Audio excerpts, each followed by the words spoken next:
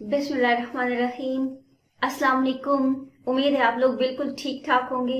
नूर असफिया अवान एक दफ़ा फिर एक नए डिस्कशन के साथ हाजिर है और आज जो टॉपिक हम डिस्कस करने जा रहे हैं, मैं समझती हूँ उसके बगैर हमारी कोई भी फील्ड हो, चाहे हम एज अ स्टूडेंट बात करें, प्रोफेशनल लाइफ की बात करें, करियर की बात करें, डेवलपमेंट की बात करें, सोसाइटीज की बात करें, इस टॉपिक के बगैर हमारी डिस्कशन नामुकम्मल है।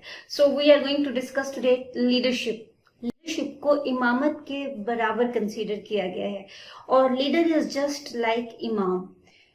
लीडरशिप की इम्पोर्टेंस का अंदाजा हम इस बात से लगा सकते हैं कि हजरत इमाम गजनवी रहमतुल्लाह अलैह फरमाते हैं कि अगर 100 भेड़ों की इमामत एक शेर कर रहा होगा तो वो जो 100 भेड़ें हैं उनमें शेर वाली खसूसियात पाई जाएंगी और वो खुद को शेर की तरह ही बहादुर समझेंगी। लेकिन अगर 100 शेरों की जो इमामत है वो एक भेड़ कर रही होगी तो वो जो 100 शेर हैं उनमें भेड़ वाली खसूसियात पाई जाएंगी और वो खुद को भेड़ की तरह ही समझेंगे। मजीद लीडरशिप की अहमियत का अंदाजा हम इस चीज से भी लगा सकते हैं कि बहुत से रीजन्स ऐसे हैं, कंट्रीज ऐसे होते हैं, अगर उससे भी नीचे हम आए तो प्रोविंसेस कुछ इस तरह की होते हैं, फिर तो कुछ डिस्ट्रिक्ट्स होती हैं, तहसील होती हैं और कुछ इलाके ऐसे होते हैं, यहाँ तक के जो कुछ विलेजेस हैं और उन विलेजेस में भी अगर कुछ घरों की हम बात करें तो वो बहुत सक्सेसफुल स्टोरीज रखते हैं। अगर उसके भी बिहाइंड पे हम देखें तो कोई ना कोई ऐसा लीडर मौजूद होता है जिसने सब में इम्प्रूवमेंट लाई होती है। जो थॉट्स थी उनका एक क्लियर अक्स आपको उस फैमिली की सक्सेस स्टोरी में नजर आएगा। हम लोग अगर कंट्री लेवल की बात करें तो हमारे पास एक बहुत सक्सेसफुल एग्जाम्पल है रजब तैयब उर्दवान की। अगर हम लोग खिलाफत उस्मानिया की बात करें, अच्छे हुक्मरान भी हो गुजरे हैं, लेकिन अगर हम जो बिल्कुल आखिर में हुक्मरान कुछ ऐसे हैं जिन्होंने खिलाफत उस्मानिया का जो सक्सेसफुल दौर था उसको एक स्याह दौर में कन्वर्ट किया और उसकी वजह क्या थी? उनकी पुअर लीडरशिप। और यही वजह है कि खिलाफत उस्मानिया खत्म हुई। और अगर हम लोग करंटली देखें तो रजब तैयब उर्दवान जो हैं उनकी क़यादत में इंशाल्लाह तुर्की एक दफा फिर एक अजीमुशान सल्तनत बन के उभरेगा, क्योंकि वो मुसलमानों को मुत्तहिद करने में एक बहुत इम्पोर्टेंट रोल प्ले कर रहे हैं। अगर हम लोग बात करें जो हमारे लीडर हैं हजरत मोहम्मद सल्लल्लाहु अलैहि वसल्लम की, तो उन्हें रहमतल लिल मुस्लिमीन बना के नहीं भेजा गया बल्कि रहमतल लिल आलमीन बना के भेजा गया। पूरी दुनिया के लिए वो रहमत बन के आए हैं और उनकी लीडरशिप जो थी वो इतनी स्ट्रांग थी कि सोई हुई जो अरब कौम थी उन पे हजरत मोहम्मद सल्लल्लाहु अलैहि वसल्लम को इमाम बना के भेजा गया, रहमतल लिल आलमीन बना के भेजा गया। और उनकी रहमत से कौन सी कौम, चाहे वो मुस्लिम हो नॉन मुस्लिम हो, कितना मुस्तफीद हो सकते हैं, ये आगे उसकी अपनी किस्मत। बिल्कुल इसी तरह से अगर हम लोग बात करें कायदे आज़म मोहम्मद अली जिन्नाह की, वो एक अजीम लीडर थे और उनकी लीडरशिप की जो तारीफ है वो पूरी दुनिया में की जाती है। उन्होंने एक अजीम जो तारीख थी वो रकम की और यहाँ की जो सोई हुई कौम थी बर्रे सगीर पाको हिंद के, हम चले सिर्फ मुसलमानों की बात कर लेते हैं, मैं सोई हुई कौम इस वजह से भी कहती हूँ कि अगर हम लोग करंटली देखें तो कश्मीर, फलस्तीन और बर्मा के जो मुसलमान हैं वो अपनी जो आज़ादी है उसकी जंग लड़ रहे हैं। उन्होंने खुद को गुलामी का आदी नहीं बनाया हुआ, वो अपनी जंग लड़ रहे हैं और वो गैरतमंद कौमें हैं। इस कौम को मैं उस वक्त की गैरतमंद कौम हरगिज नहीं कहूंगी, क्योंकि ये वो कौम थी जिन्होंने जो मेंटली भी इस गुलामी के आदी थे। जबकि कायदे आज़म मोहम्मद अली जिन्नाह, अल्लामा इकबाल रहमतुल्लाह अलैह और बहुत सी और अजीमुशान हस्तियां थी जिनकी अजीम जो क़यादत थी उसमें इस सोई हुई कौम को जगाने में एक बहुत अहम रोल प्ले किया गया। और दुनिया ने देखा कि जो कायदे आज़म रहमतुल्लाह अलैह का कॉन्सेप्ट था या जो दो कौमी नजरिया था वो एक्चुअली कुरान और अहादीस की रोशनी के मुताबिक ही डिसाइड किया गया था, क्योंकि कुरान मजीद में भी फरमा दिया गया है कि जो नॉन मुस्लिम्स हैं वो मुसलमानों के दोस्त कभी नहीं हो सकते। اور بالکل اسی طرح سے قائد اعظم محمد علی جناح نے بھی اسی کی بیس پہ انہوں نے یہ اس چیز کو امپلیمنٹ کروایا کہ مسلمان اور ہندو دو الگ قومیں ہیں، وہ ایک جگہ پہ نہیں رہ سکتے. اور یہ ان کی عظیم لیڈرشپ تھی جس کی مثال آج بھی دنیا دیکھ رہی ہے. اور آپ دیکھیے، اگر ہم لوگ ہندوستان کے ان مسلمانوں کی بات کریں جنہوں نے اس دو قومی نظریہ تھا اس کے راستے میں ہرڈلز کریٹ کی، آج وہی مسلمان جو ہیں آزاد ریاست میں رہتے ہوئے بھی اگر وہ غلام ہیں، تو اس کا مطلب ہے کہ قائد اعظم کا نظریہ تھا وہ بالکل ٹھیک تھا. میں پچھلے دنوں ایک لیکچر سن رہی تھی قاسم علی شاہ صاحب کا، اور انہوں نے ایک واقعہ شیئر کیا لیڈرشپ کے سلسلے میں. تقریباً 100 سال پہلے کا یہ واقعہ ہے. اسلام آباد کا ایک علاقہ ہے گولڑا شریف. وہاں پہ ایک پیر ہوا کرتے تھے جن کا نام تھا پیر مہر علی شاہ. ان کے ایک بیٹے تھے، اس ٹائم ان کی عمر 9 سال تھی اور ان کو پیار سے بابو جی کہا جاتا تھا. اور یہ جو بابو جی تھے،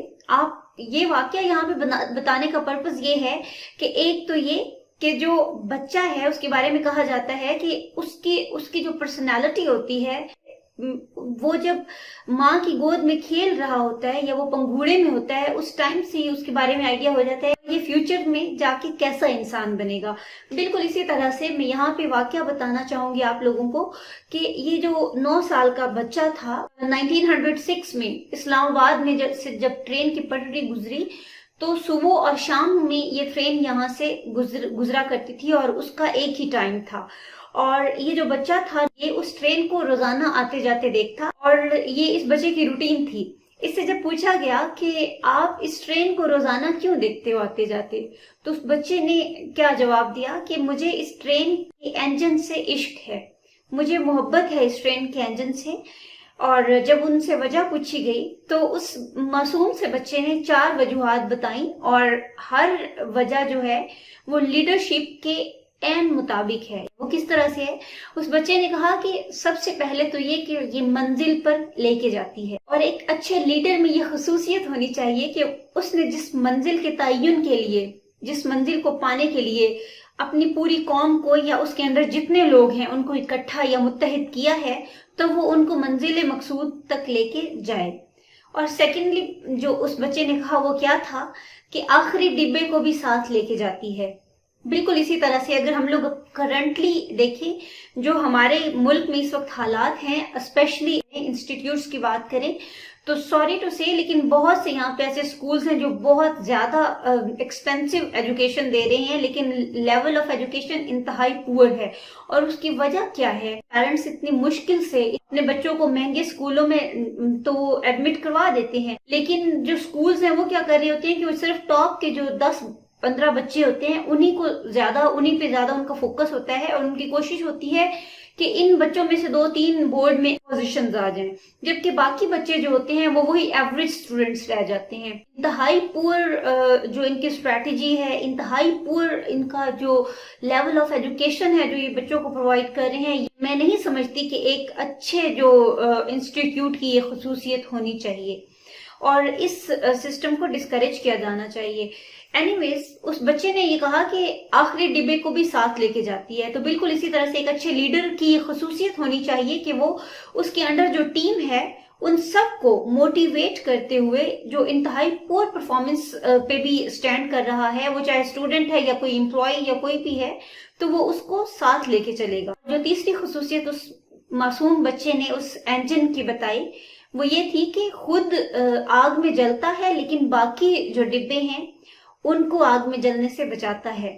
تو بالکل اسی طرح سے ایک جو اچھا لیڈر ہوتا ہے اس کو پین لینا پڑتی ہے، اس کو بہت سی چیزیں جو ہیں وہ برداشت کرنا پڑتی ہیں، وہ چاہے ہم سوسائٹی کے پوائنٹ آف ویو سے دیکھیں یا ہم لوگ اوور آل جس بھی طرح سے ہم دیکھیں تو اس کو بہت ساری تکالیف سے گزرنا پڑتا ہے. یہاں پہ میں اگین ایگزامپل دینا چاہوں گی قائد اعظم محمد علی جناح رحمۃ اللہ علیہ کی. انہوں نے پاکستان کو بنانے کے لیے جو سٹرگل کی، اس سٹرگل میں انہوں نے اپنی ہیلتھ، فزیکل فٹنس، اپنی جو ان کی پرسنل لائف تھی، سوشل لائف تھی، سب کچھ قربان کر دیا. اور ہمارے سامنے ایک کلیئر اگزامپل ہے یہ کہ انہوں نے سب چیزیں پیچھے چھوڑی، سیپریٹ خطہ بنانے کے لیے یہ وقف کر دی. تو یہ ایک اچھے لیڈر کی खसूसियत है। और जो चौथी वजह बताई उस बच्चे ने अपनी मोहब्बत की, वो ये थी एक मुतअय्यन रास्ता जो है उस पे चलती है ये ट्रेन। तो बिल्कुल इसी तरह से एक अच्छे लीडर को पता होना चाहिए कि प्लान्ड जो उसका वे है वो होना चाहिए, और उसको पता होना चाहिए कि इसके रास्ते में उसे हर तरह की हर्डल्स फेस करना पड़ सकती हैं, अप्स एंड डाउन्स आएंगे, लेकिन उसको इन सब चीजों को स्ट्रेटेजिकली मैनेज करना है, ना कि इन चीजों से भागना है। हम किसी ऑर्गेनाइजेशन की बात कर ले तो ये पता होना चाहिए उसके जो लीडर है कि किस तरह से कौन कौन सी हर्डल्स आएंगी और कौन कौन सी अपॉर्चुनिटीज हैं, कौन से थ्रेट्स हैं, कौन सी स्ट्रेंथ्स हैं आपकी ऑर्गेनाइजेशन की, जिनको आपने आइडेंटिफाई करना है ताकि आप एक सक्सेसफुल जो स्टोरी है वो बना सको अपनी ऑर्गेनाइजेशन की। और बिल्कुल इसी तरह से पाकिस्तान की इकोनॉमी की बात करें तो अपने अपने तौर पे हमें ये पता होना चाहिए कि जिस जिस सेक्टर में हम लोग काम कर रहे हैं उस सेक्टर में कौन सी ऐसी स्ट्रेंथ्स हैं, हमारी जो कंपेटिटिव इकोनॉमीज हैं वो कौन सी ऐसी वीकनेसेस हैं उनमें, जिनको अवेल करके हम लोग अपनी स्ट्रेंथ्स में कन्वर्ट कर सकते हैं और हम लोग पाकिस्तान की जो इकोनॉमिक कंडीशन है उसको इम्प्रूव कर सकते हैं, हमारे ट्रेड को इम्प्रूव कर सकते हैं और ओवरऑल पाकिस्तान के लिए मैक्सिमम इनपुट दे सकते हैं। अपना बहुत सारा ख्याल रखिएगा, अपनी दुआओं में मुझे याद रखिएगा। अल्लाह हाफिज।